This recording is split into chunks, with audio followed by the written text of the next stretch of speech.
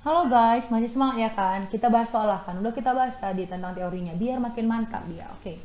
Nah, caranya gimana mengerjakan ini ya? Pertama kita baca soalnya. Terus ada tahap-tahapnya loh ya, biar cepat langkahnya. Yang pertama, tentukan dulu basic EPS-nya itu gimana. Udah. Yang kedua, susun tabel impact-nya.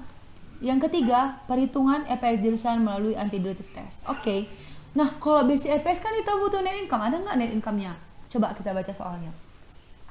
Kinerja laba meliputi laba operasi 5.500.000. Ini net income nggak? Enggak, ini laba operasi. Berarti kita masukin ke sini. Sama dengan 5.500.000. Oke. Terus, kan kita punya net income tuh.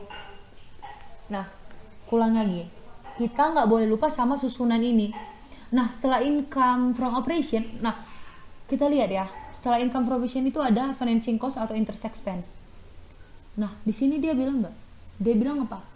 Pendapatan dividen lo ya. Pendapatan dividen itu 80.000. Nah, pendapatan dividen itu kita masukkan lagi nggak, kita tambahkan? Enggak. Kenapa? Pendapatan dividen itu masuk ke OIE. Jadi nggak usah kalian tambahkan lagi ke laba operasinya gitu. Ngerti? Mantap.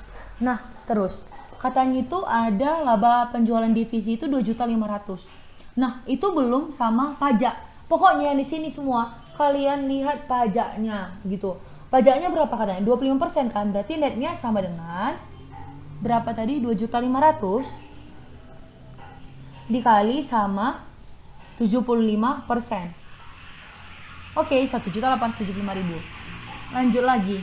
Nah, sekarang ini udah siap sampai sini. Sebelum kita lihat yang berhubungan dengan dilusi EPS-nya, kita selesaikan dulu net income-nya. Karena yang pertama itu kita cari basic EPS kan. Nah, terus interest expense-nya ini berapa coba? Ada berapa? Dia gini, interest expense-nya itu kita lihat dari utang-utangnya ini. Karena setiap tahun itu ya, kita itu harus bayar bunga kan. Kayak biasa yang kita pelajari di obligasi. Nah, jadi harus kita cari dulu.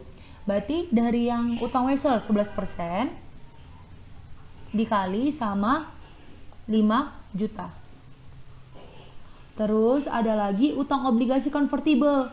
Biasanya kan dikasih tahu tuh di soal berapa. Ini harus kita cari lagi. Berarti 10% dikali sama 13.500.000. Udah. Nah, di sini kalau misalnya dia obligasi convertible ini, sebenarnya di soal ini kita anggap aja dia itu at par semua ya.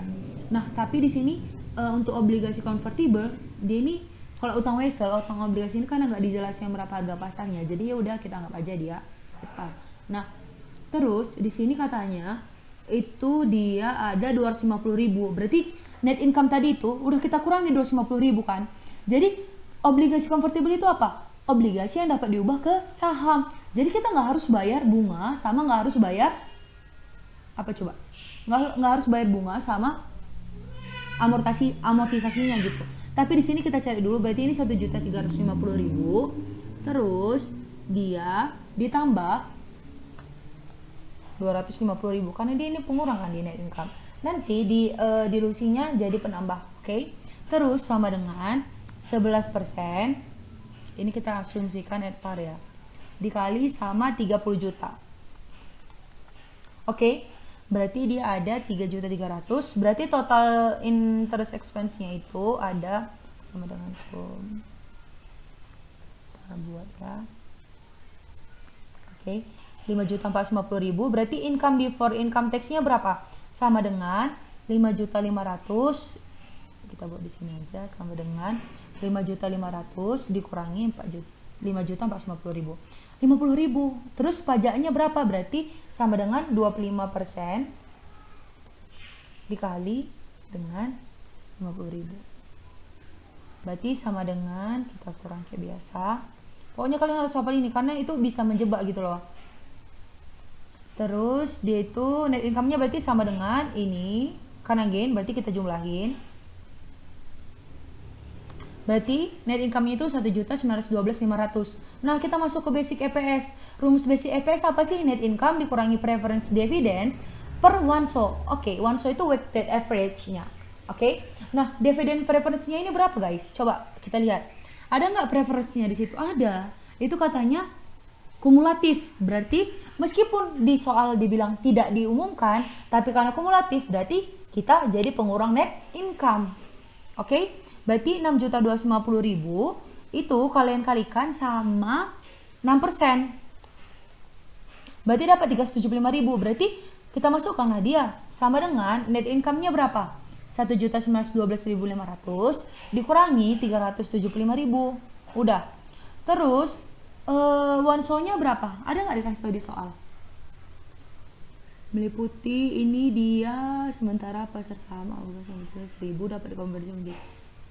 Nah, katanya dia, nah di sini one show-nya itu langsung ada kan? Dia sebesar 10 juta gitu. Dia sebesar outstanding itu kan di otorisasi itu kan 10 juta. Tapi nyari yang outstanding gimana? Berarti 5 juta. 5 juta kalian bagi sama 20. Berarti 250.000. Karena yang di otorisasi itu yang diizinkan itu 10 juta. Tapi outstanding itu cuma 5 juta dibagi 20 berarti dapat 250.000.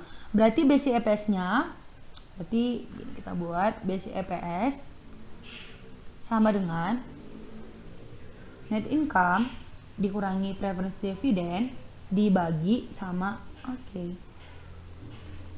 Nah, basic EPS-nya itu dapat sebenarnya ini nanti dia 6,15 ya guys.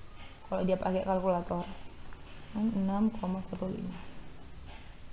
Oke. Nah, sekarang income from continuing expense-nya berapa? Nah, caranya tadi kayak mana? Sama dengan ini 37.500. Oke, dikurangi sama dividend preference. Terus itu coba dalam kurung lagi.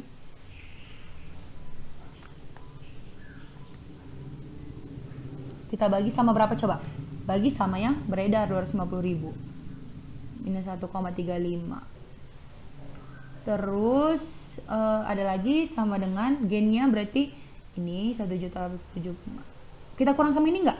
Enggak, bagus. Dikurang 250.000. Nah, berarti sama dengan bisa aja ini kita kurangi sama ini atau ini. Udah kita dapatkan 6,15.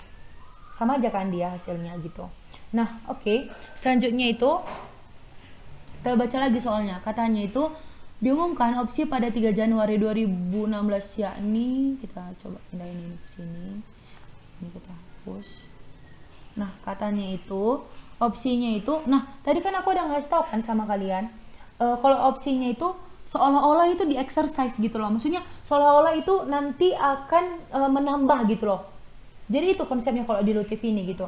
Jadi tambahan sahamnya itu ada berapa?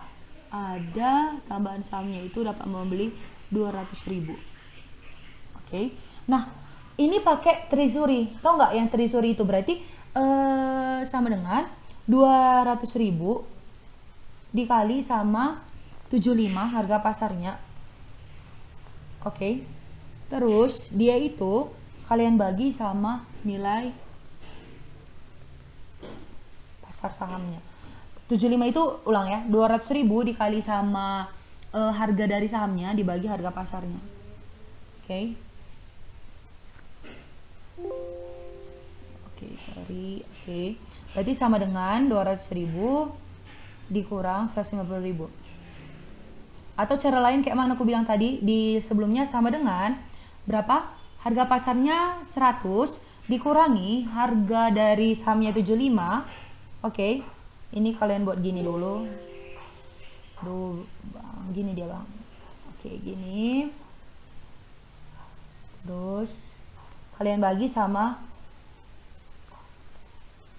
nilai pasarnya dikali sama berapa yang mau di sama 50.000. Gampang kan? Terus kita masuk ke obligasi convertible. Nah, tambahan net income. Nah, tambahan net income-nya kita lihat dulu. Seharusnya kan tadi udah kita potong tuh 1.600.000 berapa net income. Tapi karena kita seolah-olah itu akan dikonversi, maka dia harus sesuai netnya. Berarti 1.600.000 dikali sama 75%. 1.200.000, oke? Nah, kalau tambahan outstanding share-nya gimana? Sama dengan, katanya ini apa coba? Dia itu 1.000 obligasi dapat dikonversi menjadi 10 saham biasa. Berarti berapa dia ini? 13.500.000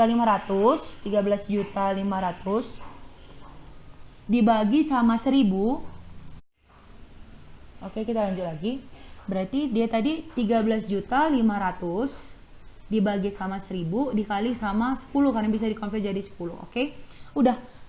Ini udah kita telusuri semua. Kita masukkan dulu dia ke sini ke tabel impact tadi. Jadi kita buat di sini opsi impact and income. Oh iya, biasanya ya opsi sama Warren ini dia itu selalu ranking pertama karena apalagi opsi ini dia itu tidak akan mempengaruhi ke net income, dia hanya berpengaruh ke si itu nambah saham. Jadi dia itu nggak ada incremental shares-nya itu tambah 50.000. Jadi potensinya itu kita lihat lagi nanti setelah kita susun dia bertahap gitu ya. Terus potensi apex dilusinya 0 karena 0 dibagi sama incremental shares. Oke. Terus sekarang convertible-nya. Convertible bonds. Oke. Impact ke net income-nya berapa? Sama dengan 1.200.000. Terus tambahan outstanding-nya 135.000.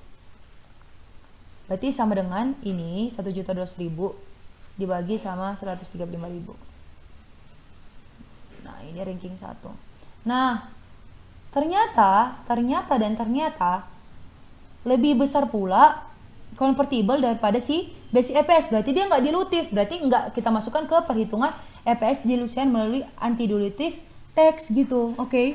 Jadi nggak dimasukkan lagi dia ke sini gitu loh Jadi nggak dimasukkan lagi dia ke sini. Jadi di sini ini ada deskripsi, ada income. Ini kalian bisa lihat ya di buku Pak Altaf sama buku Pak Lutfi. Terus dia lembar saham yang di adjust.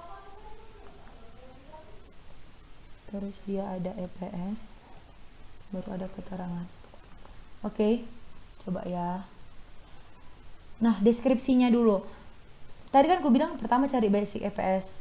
Nah, income-nya berapa coba basic EPS di sini? Income-nya itu ada 1.912.000. Berarti sama dengan 1.912.000. Lembar sahamnya itu sama dengan one shot-nya 250.000. Berarti EPS-nya dibagiin aja atau dapat 6,15. Terus kita masukin ke opsi. Dia itu 0, ya kan? Ini tinggal kita pindahin aja 50.000. Oke, berarti ini totalnya 1.912.000. Gini. Oke, ini kita tambahin karena dia nambahkan incremental. Oke, apa sih ini guys? Pakai zoom. Ribet. Enggaknya enaknya. Berarti ini sama dengan ini dibagi ini. Kita lihat. Tunggu ya. Berarti dia ada basic EPS-nya itu. Oh ya. Hey. Ini guys, kenapa dia naik? Karena nggak kalian kurangi dividen yang siapa nggak ngurangin? Kurangi dulu dia sama ininya lah kalian. Nah, 6,15, 5,125. Dapat kan? Berarti dia nurun, berarti dia ini namanya dilutif. Tapi kalau kalian masukkan nanti convertible, ini nggak perlu dihitung karena dia itu tidak dilutif. Jadi yang penting itu apa yang bisa mempengaruhi dari EPS ini dia makin kecil gitu. Itu dia yang kompleks. Udah gitu aja. Sekian dari video ini. Semoga kita bisa mantap mengerjakan soal-soal lagi. Oke? Kalau ada salah aku minta maaf ya guys. Dadah.